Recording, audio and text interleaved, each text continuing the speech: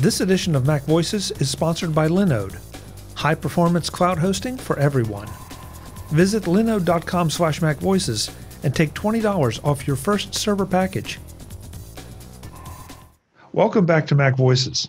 This is the talk of the Apple community, and I'm Chuck Joyner. Folks, it seems like I saw Mike Schmitz just a couple days ago, and yet it's already been a couple months at MacStock. And I wanted to catch up with him a little bit and find out about some changes in his life so that you know about some changes and where you can find him. Mike, it's great to see you. Again, it seems like yesterday, but it's already been a couple months.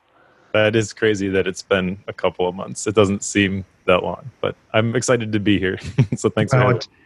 It's always a pleasure to have you, and I absolutely thoroughly enjoyed your presentations at MacStock. As usual, I came away with a bunch of notes, some of which I've implemented, some of which I have yet to implement, but you know, it's on the list. But I know you were telling me, and some changes have been made to where folks can find you, and I wanted to make sure that we let them know, since I know you have fans out there amongst the MacVoices listeners. Well, thank you. Yeah, if you were paying close attention to the talk at MacStock, you probably already know that I have accepted a position as executive editor for the Suite Setup, which is run by Sean Blanc, who has long been an internet hero of mine. And over the last several years, we've come to be pretty good friends. So I've been doing some writing for them in the past, but now I'm doing a lot more. I had actually built the Learn Ulysses course for the Suite Setup, which is where a lot of the stuff that I talked about at MacStock came from, was the research and production of that video course. But the most recent thing with the Suite Setup is there's a new course that I've been working hard on called Learn GoodNotes. And it's basically a deep dive into the GoodNotes application, which is really intriguing to me. It feels very different than a lot of the other courses that are out there, because a lot of them are trying to teach you specific things that you can do in an application to make it more efficient.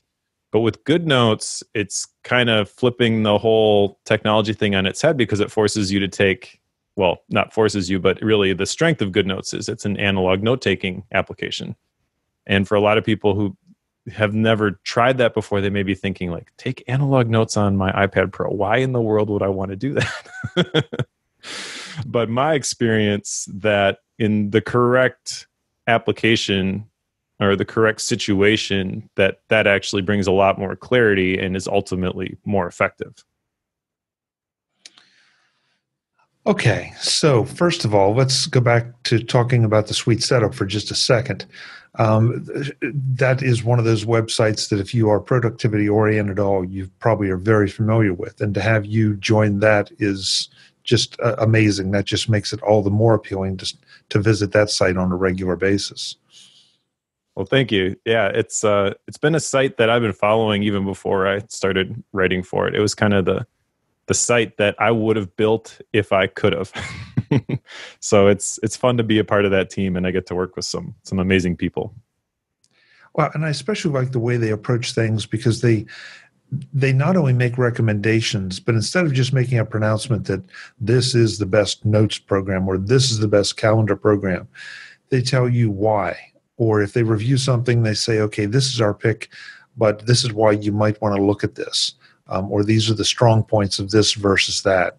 And it's a very informative site, and it gives you their informed decision, but also lets you make your own informed decision in a pretty balanced fashion. Yeah, well, thank you. I mean, that's obviously the goal, is that we spend all of the time playing with the things, so you don't have to. You can just go read the article and decide quickly whether this is going to be a benefit to you, or if it's just one of those shiny new objects, and hopefully we can save you a bunch of hours of trying it and figuring out that this really isn't going to fit for you. I'm in the middle of updating an article right now, and I can tell you, at least for me, that I spend way too much time diving into the weeds with this stuff, that there's way more research that's done than probably is warranted by some of these articles. But that's just kind of our our ethos. We're nerds about this kind of stuff. So it's a good fit for me. I like nerding out about those apps like GoodNotes, Ulysses, MyNode, those types of things. But then also bringing intentionality to it. That's kind of it's been a theme for me lately, I guess, as I recognize a lot of the stuff that is out there and the life hacks, like just being done with that whole shtick. And really the efficiency, I believe, isn't the thing going forward. It's effectiveness, it's focus, it's being able to say, this is the thing I'm going to use, and then focus on what you're doing at that moment and not be distracted by the shiny new objects. It's not a matter of finding the right tool anymore. It's more so knowing how to use the tools that you got to accomplish the goals. That's where the whole mindfulness piece comes in. And that's actually something that we've started over at Sweet Setup too, is this whole series of like Mindfulness Monday, which I started with an article on an intentional approach to technology and kind of visually show what I just poorly described, that we tend to look for things that we believe are going to make all the difference in terms of our work.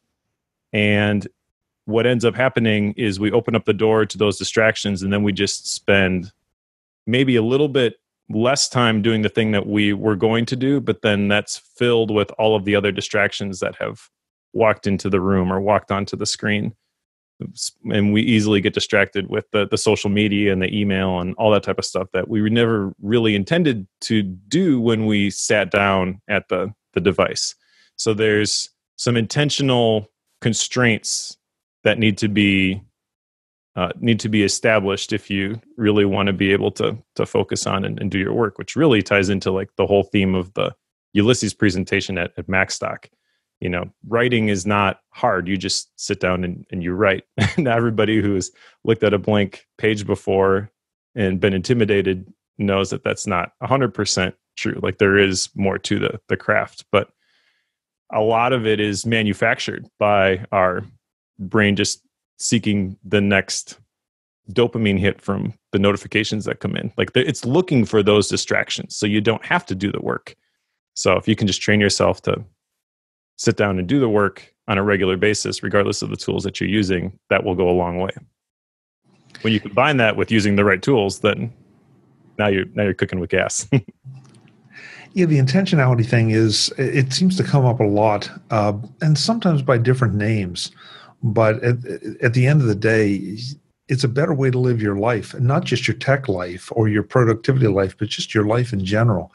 I'm always amazed at the amount of time that people waste, and I guess my definition of waste is they're not being productive, which may not be the healthiest way to live, but I'm kind of stuck with mine. But at the end of the day, at least don't decide that you're going to sit down and see what's on TV tonight. If there's something you want to watch, go watch it. Yeah, that's intentional. And then if there's not, then if you decide there is something you want to see or you want to go look for something specific, that's fine. But don't just channel surf and see what might be on. That's just so against what has become my nature through some of this. Yeah. So to address something specific that you said, you mentioned something along the lines of wanting to be productive. And I think that a lot of people have an improper view of what productivity really is. I think for a lot of people, productivity is simply a number. It's how many widgets you can crank out, which I don't think is a true measure of effectiveness. And I'm happy to see that I'm not the only person that thinks that way. I saw Chris Bailey, author of Hyperfocus. He shared something the other day. Some website picked up his stuff and wrote an article about this productivity expert thinks that you should watch Netflix or something along those lines. Like, one of those sensational headlines. But Chris's whole point, because I know Chris and I've gotten to talk to him on the Focus podcast that I do with David Sparks, and got to actually hang out with him in Chicago when he came to the Mac Power Users live recording last fall or last winter. He he is a big believer in this intentionality aspect. And so he would say, like, if you're going to sit down with the goal of watching 8 hours of Netflix in a day, that is insanely productive. It's when you have a paper to write and you have something else that you have to do. And that's really the thing that you should be focusing on. And then you sit down and you binge Netflix instead. That's not productive, because your intention was to get these things done, but they didn't get done. You did something else instead. You got distracted. And that's where a lot of people use that as like a justification. Well, it's no big deal if I spend some time watching Netflix or surfing social media. Like, I agree. If that's what you intend to do, then go for it. If you want to spend 4 hours on Twitter every day, like that can be productive for you. It's when you think to yourself at the beginning of the day, okay, I have so much to do and I can't spend 4 hours on social media. And then you spend 4 hours there anyways. That's when it's not in alignment with your vision and your values. So that is not productive. None of us ever do that, Mike. Come on. I want to go back to something else, though, you said about you guys at the Sweet Setup nerding out on things and digging in way past the point of good sense. And I don't agree with that. I think that is kind of your job, because the rest of us don't always have the time to do that for, let's just say, the 15 note-taking apps and we'll talk about GoodNotes in a minute, but I would love to go in and say, gee, I'd love to do a deep dive on these 15 note apps to figure out which one is best for me. I just don't have the time. So you guys do it, and it gives you content, but it also gives me information that, arguably the developers could do, but and not cutting any developers, but developers are developing the software. They seldom spend, I think, as much time promoting or developing the documentation that would be so helpful. And that's where you guys come in. Yeah. So that kind of ties into what we were just talking about, right? So for the normal person, spending 50 hours researching note-taking apps is not productive, but we're not normal. So for us, it is, because that's in alignment with the vision for the Sweet Setup. We want to help people find the very best apps for their Apple hardware. So primarily that's Mac, iPhone, and iPad. And then we want to give people quick tips and workflows that they can apply right away. And if they really want to dive deep and they want to master an application because it's something that they use every day, like GoodNotes, Ulysses, stuff like that, then we've got the in-depth training courses. So the 50 hours that we would spend researching notes apps, like that's very much in alignment with what we're trying to do as a website. But for the normal person, that just means you're not getting your work done. Right. But again, the beautiful part about this whole idea of productivity and intentionality to me is that you get to decide what's really important. And yeah, you may have external factors that are beyond your control. You may have a boss who says, I need this by tomorrow morning, and now your day is spoken for, and you have to work on those things. But people get so wrapped up, in my experience with working with people, they get so wrapped up with the things that they can't control, and they say, I wish this wasn't this way, when really the more effective approach is to control what you can control and take ownership over that piece of your life, even if it's only a couple hours a day. Start applying intentionality and focus there. And then as you gain more control, continue to build that momentum. Don't try to just say, okay, I'm got 24 hours in the day and all of it is unproductive at the moment, and I'm just going to flip a switch and fix everything at once. Like that doesn't work. We've all been tempted to believe that it does, and you're absolutely right. It doesn't. You have to figure out the tools. You have to learn to use the tools. Then you have to implement the tools, or the procedures, or whatever. Yep, one thing at a time. That's. I read a lot of books for another podcast that I do called Bookworm, and that's kind of the thing I've discovered through. We've got 75 episodes now, I believe. So a book every 2 weeks, and at the beginning, when we started it, I was going into it thinking that I'm going to read this book like Getting Things Done by David Allen, for example. and it's going to completely transform my entire life. And that's not the case. If I did that every 2 weeks, I would get nothing done because I'm completely switching my systems and my perspectives after every book that I read. Rather, what happens is I read these books and I now look for 1 or 2 nuggets that I can mine from them. Even if it's a book I just dislike, we have to get through it because we have to get on a microphone and talk about it. So I'm going to get through it. And even if I completely hate the book, I'm going to find a couple things in there, little things that I can start applying, and I can build those into positive habits. Some of that stuff sticks, some of it doesn't. You test it, you try it, you see if it really works. But it's the little things that add up to the big changes in the long run. That applies to your technology too. Yeah. Mike, why GoodNotes? Was this a case of just this is a project you decided to nerd out on, or was this is that one of your tools of choice? I've been a big fan of GoodNotes for a long time. In fact, I think it was about 1.5 years ago, I was a guest on Mac Power Users, and I talked about how I use GoodNotes for sketchnoting. And really, it's kind of a perfect storm of things because while I was using it for sketchnoting back then, a couple things have happened which really make it the ideal application for analog note-taking, regardless of the application, in my personal opinion. The new iPad Pro came out with the new Apple Pencil, and that reduced the latency even further. So when I started doing sketchnoting on an iPad using GoodNotes in the original Apple Pencil, it was good enough for me, but for purists who are typically doing this analog, it still didn't quite feel right. And in my opinion, with the new Apple Pencil on the new iPad Pro, it just feels so much better. And then GoodNotes has gotten a ton better. They released, I believe it's version 5, not for iOS, which was, I don't know, quite a while ago at this point, but that was a significant upgrade in terms of the engine that drove it. And so it just gives you a ton of tools that make whatever sort of analog note-taking you happen to be doing really easy. So just as an example, maybe you want to take analog meeting notes instead of sitting behind your laptop, because in a meeting with several people, that can kind of communicate that you're not engaged, you're not fully present.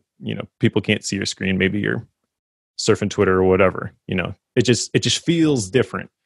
But if you've got your iPad in front of you and you're taking notes, handwritten notes that way, like a piece of paper on the table, you're able to be more involved with the conversation. And the beautiful part about GoodNotes is it's kind of like the perfect blend between analog and digital, because there's a lot of research that shows if you take notes analog, you tend to retain more information. Okay, so I'm retaining more information, but then I can also select all that handwritten text. GoodNotes has OCR built in. I can export it as text and send an email with all the notes from the meeting. It gives you all of the searchability and the reference benefits of digital note-taking, but also the retention benefits of analog note-taking.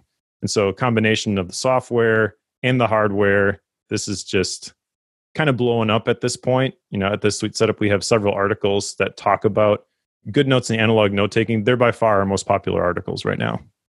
So I was really excited when we looked at that and we're trying to figure out what's the next course we're going to build. It's like, oh, looks like we should build a GoodNotes course. It's like, yes. That's interesting that the note-taking things are some of the most popular articles.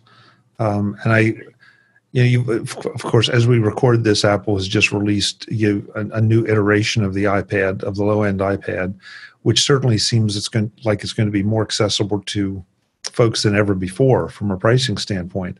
And so these are the kind of things that are good to know, good to pay attention to.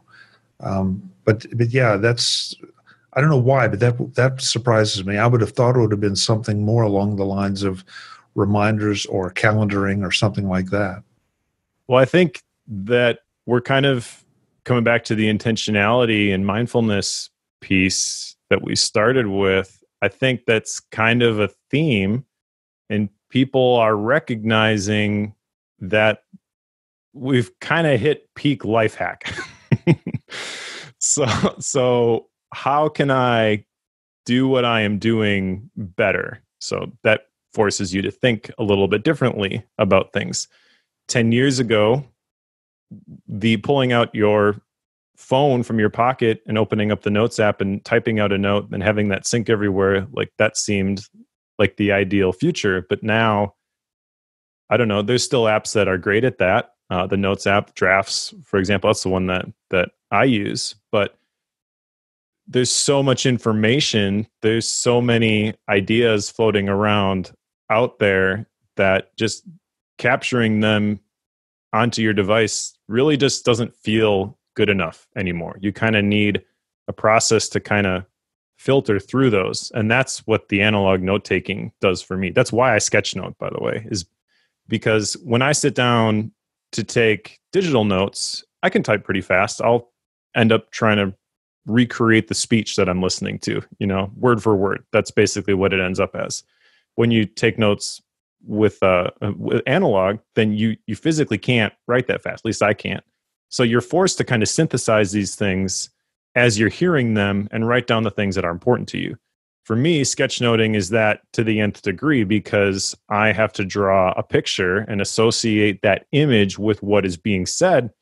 But that has retention benefits for me because I will randomly be thinking about something else, and I'm able to connect those dots now because I have that image in the back of my head. It's kind of like my mental toolbox has expanded, and I'm like, oh yeah, I wrote this note, and kind of the way I synthesized it was this particular picture, and then that kind of inspires new ideas for things going forward.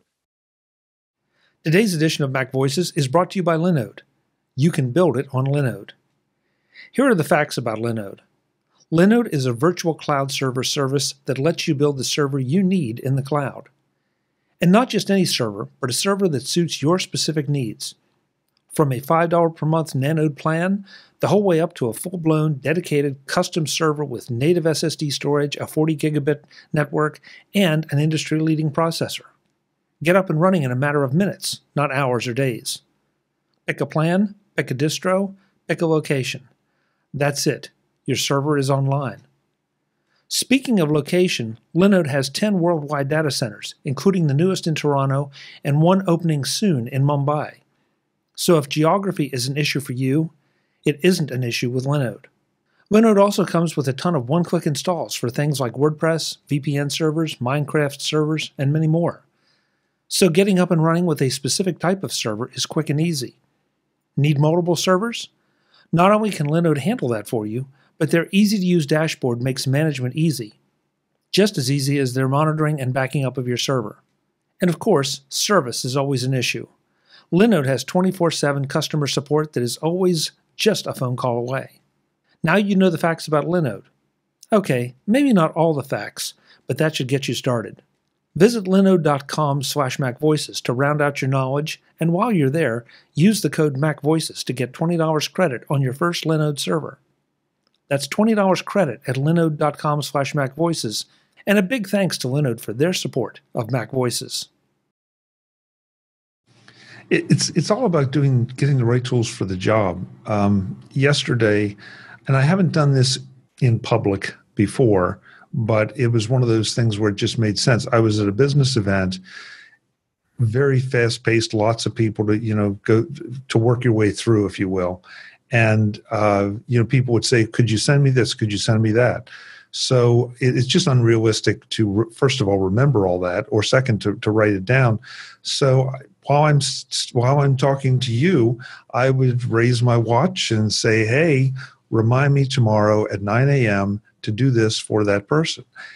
And they would give me kind of a quizzical look, and then it's like, "Yeah, that's a great idea." Because and what they didn't know is that I was stacking all these up at 9 o'clock, so that, all right, at 9 o'clock, I'm going to get hit with all these things that now I'm going to put into my task management system that need to be done. But there was no way to get that done, in that particular scenario, and do it reliably. And so suddenly the Apple Watch became like a real big productivity tool for me in that environment. And I think maybe I converted a few other people. Yeah, that's a great example. Another version of that you could do with GoodNotes, and this really just kind of highlights for me the right tool, the right situation, and why like combining analog and digital is so beneficial. Let's say you're in a meeting and someone asks you for something. So you have to jot down an action item. What are you going to do with that? Are you going to, in the middle of the meeting, pull out your Apple Watch and record something? Or are you going to switch applications entirely and put it into Reminders or OmniFocus or something like that? Well, with GoodNotes, what you can do is you can create your own shorthand for this is going to be a task. I usually just use like a little square, like a checkbox sort of a thing. And then write out the task that you need to do. Then with the OCR engine that is in GoodNotes, you can highlight that text and you can drag and drop it into a task management application. And now you've got your task. You know, if you're doing split screen on your iPad, just drag it from GoodNotes to Reminders or things or OmniFocus or whatever. Obviously, each task management application is going to handle that a little bit differently. The best version I've seen of that is an app called Sorted, where if you bring it over, it's going to give you a new task in your inbox with the name, like the text that you brought over. Some applications, they will put it in the notes field or whatever. But so identifying that that's the ideal workflow that I want to use, that kind of influences the tools that I'm going to select. So the GoodNotes course, about how long is it or how is it structured and what kind of cost do we have associated with it? There are 8 videos, I believe, and it is $39. Really, the thing that this course has that you won't find other places is a large template library, which we didn't really even talk about that, but GoodNotes has the ability to import PDFs, and then you can use those as templated pages. So if you're familiar with some of those like productivity planners, like the Full Focus Planner, for example, is the Michael Hyatt one. That's probably the most popular one. He's got the different weekly, daily views, stuff like that. Well, I actually a while back created my own pages just to experiment with this for like weekly planning, daily planning, my personal retreat stuff. That's all PDF style PDFs that I bring into GoodNotes. And I've been filling those things out that way. And that is really, really cool because you can basically just add another page, whatever style of page you want very easily. And you can kind of build your own planner. Obviously, you can use it for a lot more than just planning. So with this GoodNotes course, you also get, I think it's something like 22 or 23 different PDF templates. These have things for like daily and weekly planning. They've also got things like organizing, ideation, note-taking, meeting notes. There's bullet journal stuff, which is pretty simple. I mean, if you were to sit down and build your own bullet journal pages, like you could do that sort of thing.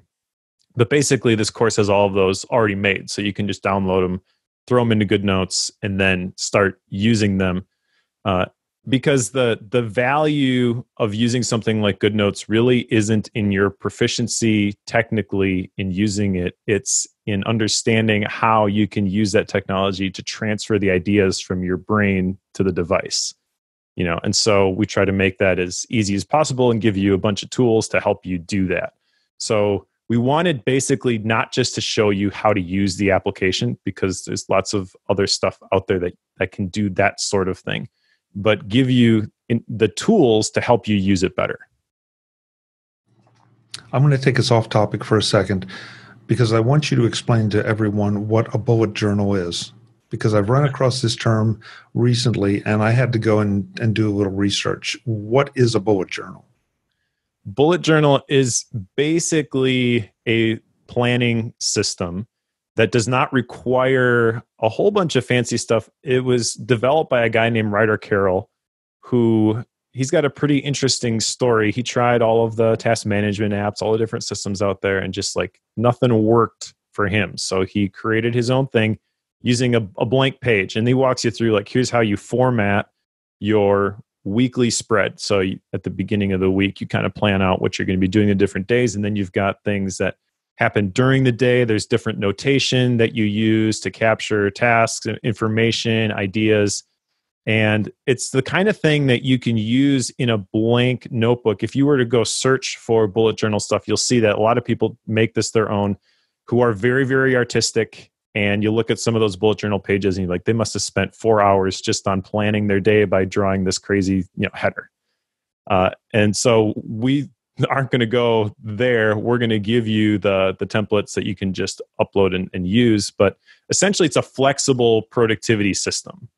And that's really, I think, important because there have been a lot of systems that have come and gone that have said, do things exactly this way. Getting things done is probably the best example I can think of because David Allen had a very simple tree that people followed, and then if you have reference material, it goes here, and you're going to go find that later. But with the improvements in search in a lot of applications like your email, for example, the reference file, in my opinion, kind of is unnecessary. So these things evolve over time. What the bullet journal does is it gives you the flexibility because you're basically starting each day with a blank page to take it wherever it wants to go. Got it. Thank you. Again, there's all these new systems, new ways of thinking about accomplishing things are coming out.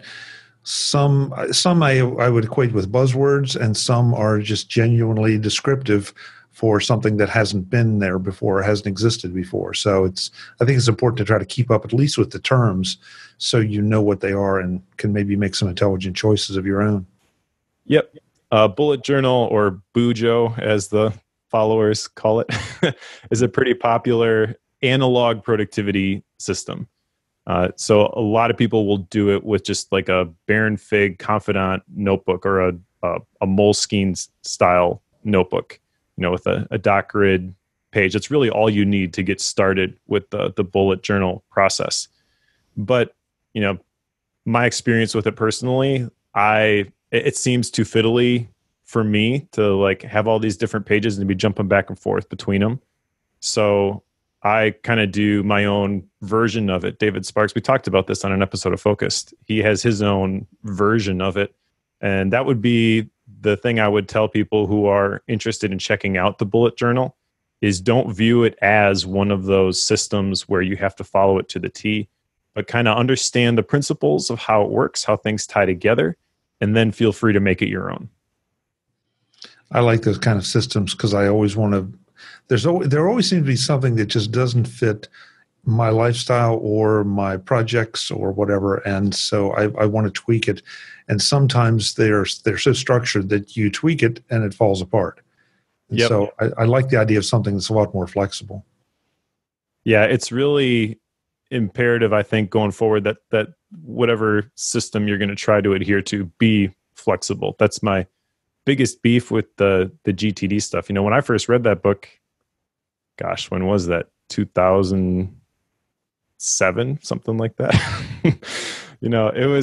I was like, oh my gosh, I have discovered the holy grail of productivity. All I need to do is follow this system. Now I don't even really follow it anymore. Things evolve. Systems don't necessarily. So you gotta have that mindset of how can I improve on this? Well said. Well said. I don't want to let you get out of here without talking for a second about the faith-based productivity project that you have worked on and continue to work on, where that stands and how it fits in with everything else you're doing. Sure. Well, faith-based productivity, I think last time I was on, maybe it had just launched, and it is available. It has been a bit of a journey for me over the last year. When I originally launched faith-based productivity, I think kind of the hope was that was going to be the thing that was going to pay the bills, and that hasn't necessarily happened, but I also don't view it as a failure. I hadn't planned on sharing these details, but I'm happy to do so because I think it will encourage people who maybe have an idea for something and they're nervous about getting it out there because it may not be the huge commercial success that they hope it will be. I'm very happy that I created the thing. I kind of view that as my flag in the ground. When people when they go to MikeSchmitz.me and they look at what I'm about and the things that I've made, that is something that I'm very proud of. I feel like it's very in line with my message, who I want to be known for, the legacy I want to leave, but also the quality of the product is top notch. And it's not going to be for everybody. That's completely fine. But it's been another step in the process of refining my message.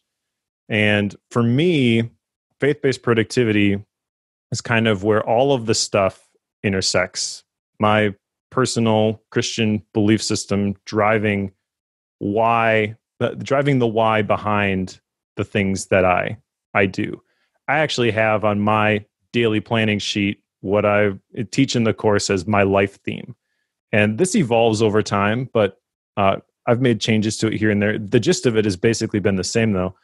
My life theme is to help people answer the question, why am I here? By teaching, inspiring, and encouraging them to connect to their calling, discover their destiny, live a life they were created for. So I filter everything that I do through that lens. Can I say that my work at the Suite Setup is helping me fulfill that life theme? And I really 100% believe that it is, because it's not just teaching you how to use the best apps. It's helping you develop the mindsets to keep your focus on where it should be. And again, you get to define what that means. I or no one else has the ability or the authority to tell you that this is the thing that you should be doing right now. You get to define that. But then what I can help you do is set up those intentional constraints, think about things the right way, teach you to use the tools in the best way possible so that you're not constantly looking for that shiny new object, which is magically going to change everything. There is no app that is magically going to change everything. We've diagnosed the problem and it's somewhere between the chair and the computer. So that's where we have to focus our attention. I remember that the discussions we've had about faith-based productivity, and I really admire the fact that you do. First of all, you're putting yourself out there, but it's something that you felt like you needed to get out of your system and commit to, I guess, the internet. You don't commit to paper anymore. You commit to the internet. And you're right, and you recognize that it's not necessarily for everyone, and I really respect that too. Because so often we talk, especially you and I talk about some of these systems, and their authors want us to believe that theirs is the one, theirs is the holy grail, and it just then they sell it very well until you try it, and then it falls apart for you, and then you're kind of disillusioned. So I really like the idea that you've done that, and you're going to continue to, see where this goes, along with nerding out at the Suite Setup. Yeah. I'm a lot of the things that are out there.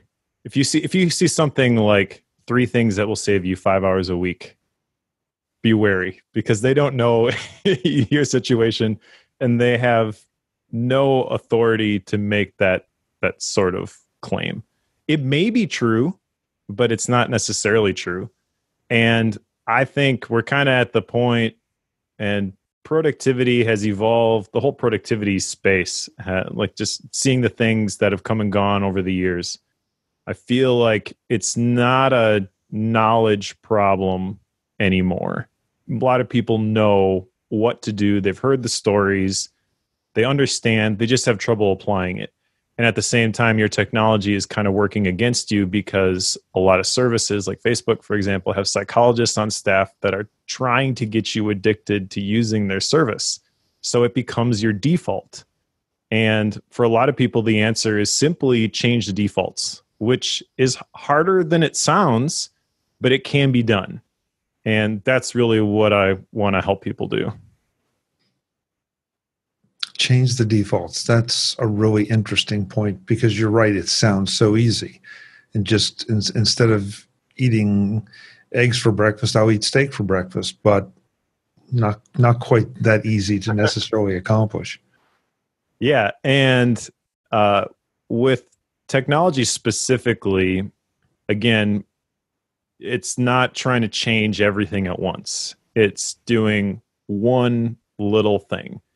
So maybe this doesn't seem so little for some people, but like as we record this, yesterday was the Apple event and I had a lot of writing to do.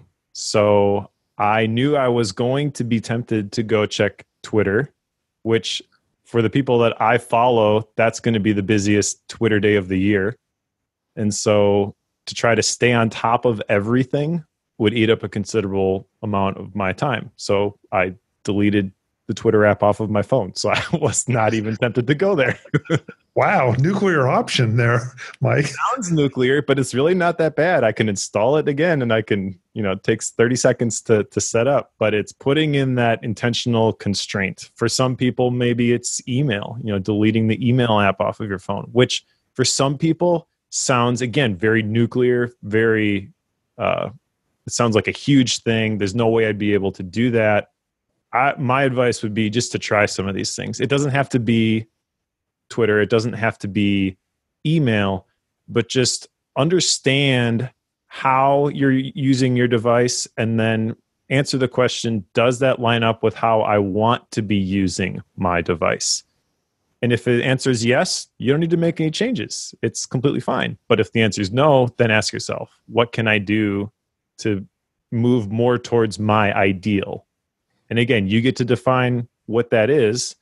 Maybe it's turning off your notifications. Maybe it's deleting the games. For Focused, we interviewed Shahid Ahmad. He's a video game developer, and he is the one who kind of got me going down this path because he recommended a book called Make Time by Jake Knapp and John Zaratsky, who are both ex-Google employees. And it's not a productivity book, they say. It's like 87 or 88 different like tactics that you can use to again reclaim intentionality in how you use your devices. When I talked to Shahid, he mentioned that he moved away from the iPhone 10 because the screen was so good. He found himself just like staring at it. And he took stock of what he called, and Jake and John talk about this in the book, the infinity pools. For him, he shared an example when we talked to him of Amazon being an infinity pool because he needed to go on there and look for a screwdriver set so he could fix something at home. Totally legitimate use for the Amazon app. But then he found himself just scrolling through Amazon and looking at all these other things. And the infinity pools basically never get drained. Like you can keep looking at things and keep looking at things and keep looking at things and never reach the end. So what are your own infinity pools? What are the things that suck you in without your knowledge or your permission? Those are the places to start. And I might add one other thing to the list that you just did, and that is to be honest with yourself, which might be the toughest thing. Yep. If you can be sucked into the infinity pools, then, if you have that tendency, if you're honest with yourself, it will help you avoid it, or at least help you compartmentalize it. But I know a lot of people that say, oh, I don't spend that much time on Facebook or on Twitter. Yeah, they do. Look at the stats. See how many times they tweet or post, and yeah, that's why screen time is so great, in my opinion. I did that the other day with men's group at my church. I had everybody pull out their phone and look at how much time they were spending on their phone. And some of the guys were like, what? There's no way. Well, yeah, it's right there, buddy. Yeah. No arguing with the quantification. That's also why, side note, I'm a big fan of time tracking, not as an exercise of like, this is something that I have to do every single day because I want to make sure that I know every single day how I'm spending my time. But big picture, I do want to know if how I think I'm spending my time is lining up with how I spend my time. And also why something like timing is so great, in my opinion, because you don't have to start and stop those timers automatically. That's the deal breaker for me. If you're going to use toggle or something like that, where you have to manually start and stop the timers, you can start a timer for a work project that you're doing and then switch over and go surf Twitter. And Toggle doesn't know that necessarily. I mean, there's certain integrations and things that you can use, but that was the thing that always caused it to break for me. And when I just had it set up and it was running in the background, I could just go in and look at the data, and then I could match up if my expectations were reality. Like, that was the moment of clarity for me. Mike, you never hear enough, because I always feel like I learned something, and at the very least, I enjoy the discussions because they make me kind of revisit my own approach to things. So thank you, and I'm looking forward to maybe checking out the GoodNotes course, but definitely seeing more of you on the Suite setup. Awesome. Well, thank you, Chuck. Pleasure to be here. So before you go, where can folks reach you? Obviously at the Suite setup, but any social media presences you want to talk about, or anything where they can ask questions or get answers? Sure. Well, the only social media I am on at this point is Twitter, where I am at Bobblehead Joe, because Mike Schmitz is always taken on everything. And then I guess my personal website would be the other place that people could go, MikeSchmitz.me. That's got links to all of my projects. So I mentioned Bookworm, I mentioned Focus. You'll find all that stuff there. Perfect. Mike, thanks so much for giving us the updates. Come back anytime. And if you don't, I'll come looking for you, because I want to hear more about all of this. All right. Sounds good. Thanks, Chuck. Folks, I'm Chuck Joyner. This is MacVoices. Go check out the Suite setup. Definitely check out Mike's articles. There's some other great authors there. I'm not going to call them out, simply because if I do, I will miss one, and I do not want to exclude anyone. But it's well worth your time to add that to your surfing. Your intentional surfing, right? Your intentional surfing. Until the next time, thanks for watching. Visit MacVoices.com for show notes and to connect with Chuck on social media. Get involved in our Facebook group or like our Facebook page, and get more out of your Apple tech with MacVoices Magazine, free on Flipboard and on the web. And if you find value in it all, consider supporting us through either our Patreon campaign at patreon.com/MacVoices, or by making a one-time donation via the PayPal link on our front page and in the show notes of each episode. You will join these fine people who help bring you MacVoices.